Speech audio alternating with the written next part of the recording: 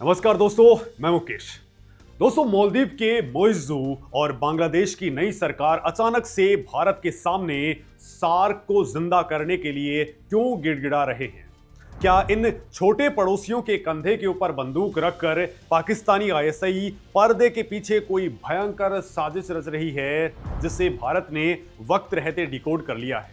South block के बंद कमरों के अंदर मोदी, जयशंकर और अजीत डोभाल की वो कौन सी सीक्रेट डेथ ट्रैप रणनीति तैयार हो चुकी है जिसने पाकिस्तान की सांसें अटका दी है?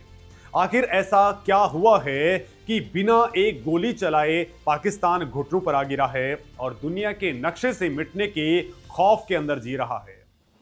दोस्तों, आज जियोपॉलिटिक्स के अंदर एक बहुत बड़ा और खतरनाक पावर गेम चल रहा है। एक तरफ भारत दुनिया की तीसरी सबसे बड़ी इकोनॉमी बनने की ओर तेजी से तरफ आगे बढ़ रहा है, वहीं दूसरी तरफ हमारे ही पड़ोस में मालदीव, बांग्लादेश और नेपाल एक डेड बॉडी के अंदर जान फूंकने की जिद पर अड़े हुए हैं। ये डेड बॉडी है south Asian association for regional cooperation, यानी कि सार्क। इसे मृतप्राय संगठन की गतिविधियां पिछले लगभग 9 सालों के अंदर पूरी तरह से ठप पड़ी हैं। लेकिन दोस्तों, जरा सोचिए, अचानक इन देशों को सार्क की इतनी ज्यादा याद क्यों सताने लग गई है? तो दोस्तों, इसके पीछे असली मास्टरमाइंड कोई और नहीं है, बल्कि कूटनीतिक और आर्थिक रूप से पूरी तरह से अलग थलग पड़ चुकी पाकिस्तान की सरकार है। दोस्तों, आज का ये एनालिसिस आपके लिए ये समझना बेहद जरूरी कर देगा कि कैसे भारत ने अपने एक मास्टर स्ट्रोक से पाकिस्तान के बिछाए हुए जाल के अंदर उसी को फंसा करके जिंदा दफना दिया है। पाकिस्तान इस समय दुनिया के किसी भी बड़े और प्रभावशील आर्थिक और रणनीतिक मल्टीलैटरल फॉर्म का हिस्सा नहीं है। अगर हम आज की ग्लोबल जियोपॉलिटिक्स के ऊपर नजर डालें तो दुनिया के सारे बड़े मंचों के ऊपर भारत का दबदबा है, चाहे वो क्वाड हो, G20 हो, बतौर मेहमान G7 हो या फिर 11 सदस्यों वाला ब्रिक्स हो।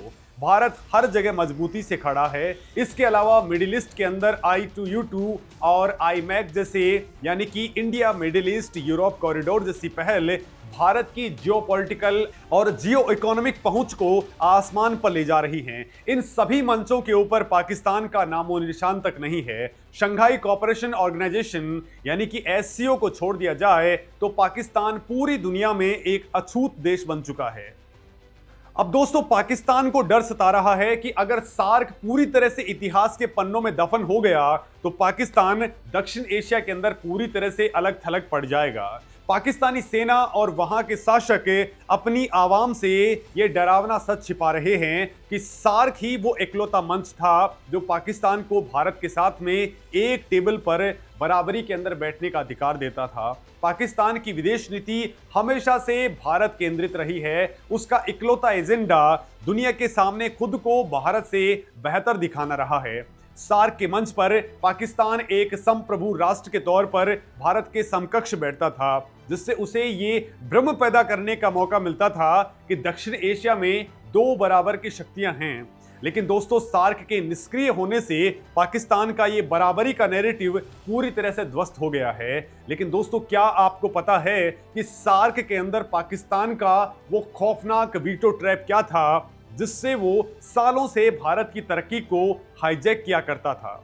दरअसल दोस्तों, सार्क का चार्टर सर्वसम्मति यानी कि कंसेंसस के सिद्धांत पर चलता था। इसका सीधा मतलब यह है कि अगर किसी भी प्रपोजल पर एक भी देश को असहमति है तो वो प्रोजेक्ट पास ही नहीं हो सकता है। पाकिस्तान ने सालों तक इस नियम का जम करके दुरुपयोग किया। जब भारत ने सार्क मोटर व्हीकल एग्रीमेंट और रीजनल कनेक्टिविटी के शानदार प्लान पेश किए तो पाकिस्तान ने अपने वीटो का इस्तेमाल करके उसे ब्लॉक कर दिया।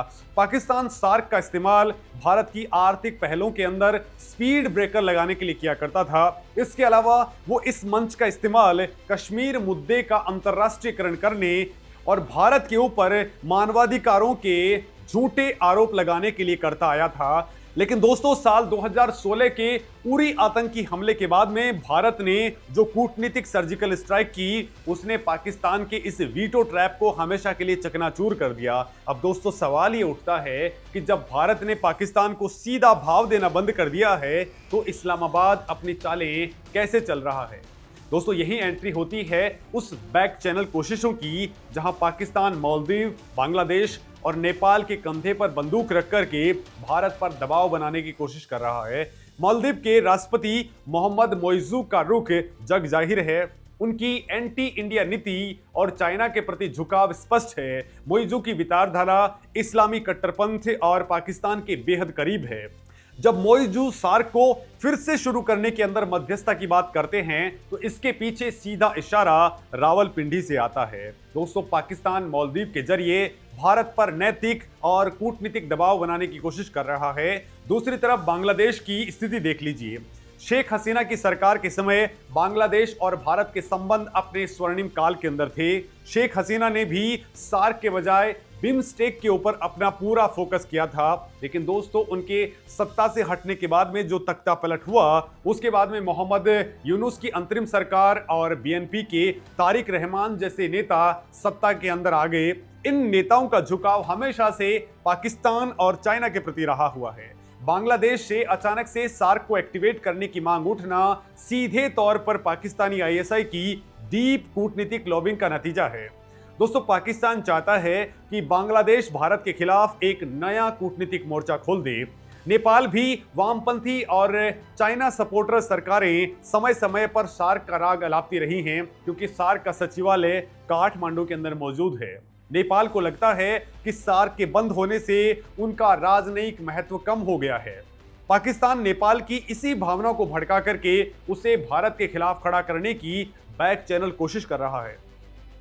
दोस्तों कुल मिलाकर के पाकिस्तान इन देशों के जरिए एक ग्लोबल नैरेटिव गढ़ रहा है कि भारत अपनी जिद के कारण पूरे दक्षिण एशिया के विकास को रोक रहा है। लेकिन क्या भारत इन छोटे पड़ोसियों के इस प्रोपेगेंडा के अंदर फंसने वाला है? तो ऐसा बिल्कुल नहीं होगा। नई दिल्ली का रुख आज जितना स्पष्ट, कठोर और अडिग है, वैसा पहले कभी नहीं रहा।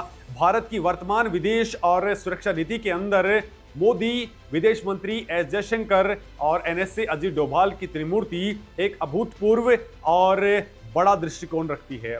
इन तीनों की संयुक्त रणनीति का मुख्य बिंदु पाकिस्तान को पूरी तरह से अप्रासंगिक और इररिलेवेंट बनाना है। प्रधानमंत्री मोदी की नेबरहुड फर्स्ट पॉलिसी बहुत स्पष्ट है। इस पॉलिसी की शर्तें अब भारत खुद तय कर रहा है। मोदी सरकार का क्लियरली मानना है कि भारत की विकास यात्रा के अंदर जो पड़ोसी भागीदार बनना चाहते हैं, जैसे कि भूटान या मॉरिशस, उनका खुले दिल से स्वागत है। लेकिन जो देश भारत विरोध को अपनी राजनीति का आधार बनाएंगे, उन्हें भारत कोई तवज्जो नहीं देगा। भारत आज खुद को विश्व मित्र और एक ग्लोबल लीडर के तौर पर स्थापित कर रहा है, जहां पाकिस्तान जैसे असफल और फेल्ड स्टेट्स के लिए कोई जगह नहीं बची है। क्या दोस्तों आपने कभी सोचा है कि विदेश मंत्री जयशंकर ने अंतर्राष्ट्रीय मंचों के ऊपर ऐसा क्या किया है जिसने पाकिस्तान को बैक फुट पर धकेल दिया है? तो दोस्तों जयशंकर यथार्थवादी कूटनीति यानी कि रियल पॉलिटिक्स के सबसे बड़े पुरोधा हैं। उनकी कूटनीतिक रणनीति ने ग्लोबल मंचों के ऊपर पाकिस्तान को आतंकवाद के एपिसेंटर के तौर पर बेनकाब कर दिया है। दोस्तों वो भावुकता के बजाय परिणामों के ऊपर फोकस करते हैं। उन्होंने वेस्टर्न कंट्रीज और चाइना को ये कड़ा संदेश दिया है कि भारत अपने हितों के लिए स्वतंत्र फैसले लेगा, चाहे वो रसिया से तेल खरीदना हो या फिर साउथ एशिया के अंदर अपनी शर्तें थोपना हो। जयशंकर ने साफ कहा है कि सार्क एक मृत घोड़ा है और इसे पीटने का कोई फायदा नहीं है। भारत का पूरा फोकस अब बिम्स्टेक को दक्षिण और दक्षिण पूर्व एशिया के ब्रिज के रूप में विकसित करने का है। वहीं दूसरी तरफ national security adviser Ajit Doval की डिफेंसिव ऑफेंस रणनीति पाकिस्तान को अंदर ही अंदर ब्लीड कर रही है।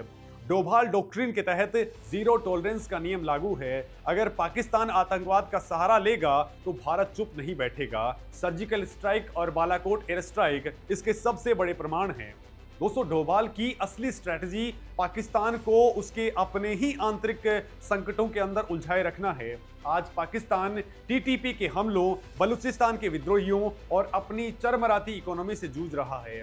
डोभाल अच्छे तरीके से जानते हैं कि सार्क कंट्रीज पाकिस्तान के लिए ऑक्सीजन का काम करती हैं, लिहाजा भारत की सुरक्षा रणनीति का एक अहम हिस्सा पाकिस्तान की इस राजनयिक ऑक्सीजन को पूरी तरह से बंद रखना चाहता है। जब असीम मुनीर जैसे पाकिस्तानी सेना प्रमुख भारत को स्थायी दुश्मन कहते हैं, तो भारत उन्हें कूटनीतिक राहत क्यों दे?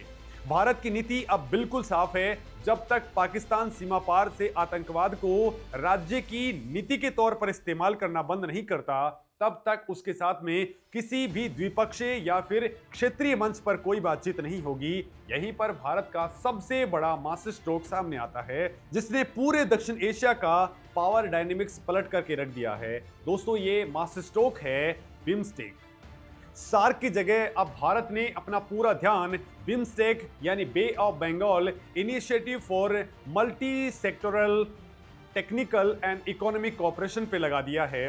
1985 के अंदर बने सार्क के मुकाबले 1997 के अंदर बना बिम्स्टेक आज भारत की सबसे बड़ी प्रायोरिटी है। बिम्स्टेक के अंदर भारत, बांग्लादेश, श्रीलंका, नेपाल, भूटान, म्यांमार और थाईलैंड शामिल हैं। इस संगठन की सबसे बड़ी खासियत यह है कि इसके अंदर पाकिस्तान की कोई भूमिका नहीं है।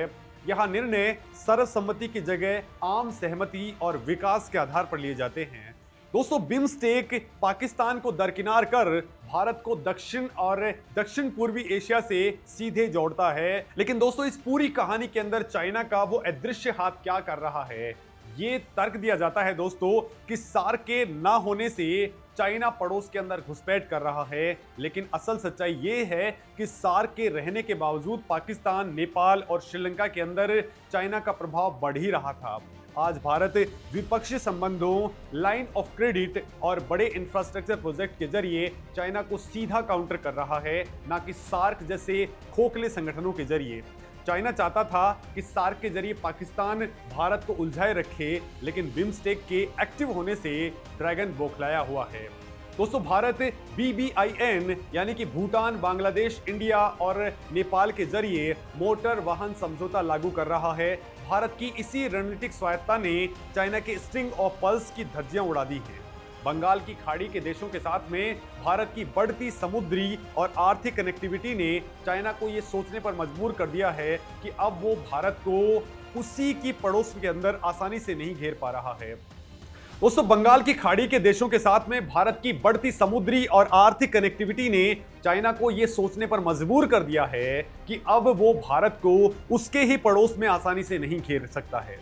अब दोस्तों, सबसे बड़ा सवाल जो हर किसी के दिमाग में आता है वो ये है कि क्या होगा अगर भारत सार्क को इतिहास के कूड़ेदान से कभी बाहर निकाले ही नहीं। अगर भारत अपने वर्तमान रुख के ऊपर कायम रहता है तो इसके दूरगामी और जियोपॉलिटिकल परिणाम बेहद डरावने होंगे, खासतौर पर पाकिस्तान के लिए। सार्क की स्थायी मौत का सीधा फायदा बिम्स्टेक को मिलेगा। दक्षिण एशिया का आर्थिक और कूटनीतिक गुरुत्वाकर्षण केंद्र पश्चिम यानी पाकिस्तान की तरफ से हट करके पूरी तरह पूर्व यानी बंगाल की खाड़ी की तरफ शिफ्ट हो जाएगा। इससे भारत, बांग्लादेश, म्यांमार और थाईलैंड के बीच में व्यापार और कनेक्टिविटी चरम पर होगी। दूसरी तरफ पाकिस्तान दक्षिण एशिया से पूरी तरह से कट जाएगा। उसके पास भारत के साथ में या अन्य क्षेत्रीय देशों के साथ में बहुपक्षीय व्यापार या बातचीत का कोई मंच नहीं बचेगा। आर्थिक तंगी से जूझ रहे पाकिस्तान के लिए भारत के बढ़ते 1.25 अरब के बाजार तक पहुंच के दरवाजे हमेशा के लिए बंद हो जाएंगे। ये रीजनल आइसोलेशन पाकिस्तान के इंटरनल कोलैप्स यानी कि आंतरिक पतन की उल्टी गिनती का सबसे बड़ा ट्रिगर बनने वाला है। दोस्तों, सार्क के खत्म होने से सार्क के अंदर जो 7 वर्सेस 1 की भारत विरोधी राजनीति हावी होती थी उसका भी अंत हो जाएगा। दोस्तों, भारत अब अपने पड़ोसियों के साथ में बायलैटरल शर्तों के ऊपर डील करेगा, जहां भारत का विशाल आकार और उसकी $4 ट्रिलियन से ज्यादा की इकोनॉमी हावी होती रहेगी। आज भारत सार्क से मुक्ति पाकर के पाकिस्तान केंद्रित विदेश नीति के जंजाल से पूरी तरह से मुक्त हो चुका है। दोस्तों, भारत अब दक्षिण एशिया के एक देश की पहचान से बाहर निकल कर के एशिया और ग्लोबल साउथ की एक महाशक्ति के रूप में अपनी पहचान मजबूत कर रहा है। अमेरिका, रसिया और यूरोप अब भारत को पाकिस्तान के चश्मे से नहीं बल्कि एक स्वतंत्र वैश्विक शक्ति के रूप में देखते हैं। क्वाड, ब्रिक्स, I2U2 और IMEC जैसी पहल भारत को वैश्विक महाशक्ति बनाने की महत्वाकांक्षाओं के बिल्कुल मुताबिक हैं। मालदीव, बांग्लादेश और नेपाल द्वारा सार्क को जिंदा करने की ये डिमांड असल में पाकिस्तान के इशारों पर हो रही एक कूटनीतिक चाल है। पाकिस्तान जो काम खुद नहीं कर सकता वो अपने हमदर्द पड़ोसियों के जरिए भारत से दबाव डालकर के करवाना चाहता है। लेकिन दोस्तों, नई दिल्ली का नेतृत्व आज बहुत साफ तौर पर जानता है कि सार्क को पुनर्जीवित करने का मतलब है एक ऐसे दुश्मन को जीवनदान देना जो भारत को लहूलुहान करने की कस्में खाए बैठा है। दोस्तों, भारत के लिए सार्क अब एक गुजरे जमाने की बात है जिसका वर्तमान ग्लोबल ऑर्डर में कोई प्रासंगिकता नहीं रखता है। दोस्तों, मोदी, जयशंकर और डोभाल की रणनीति ने दुनिया को साफ कर दिया है कि नया भारत अपनी शर्तों पर आगे बढ़ेगा और जो देश इस गति के साथ में कदम ताल नहीं कर सकते हैं उसे पीछे छूटने के लिए तैयार रहना होगा। अब दोस्तों, आप बताइए, क्या भारत को किसी भी कूटनीतिक दबाव में आकर के सार्क को दोबारा शुरू करना चाहिए या फिर नहीं? कमेंट में अपनी बात जरूर कहें। नमस्कार दोस्तों।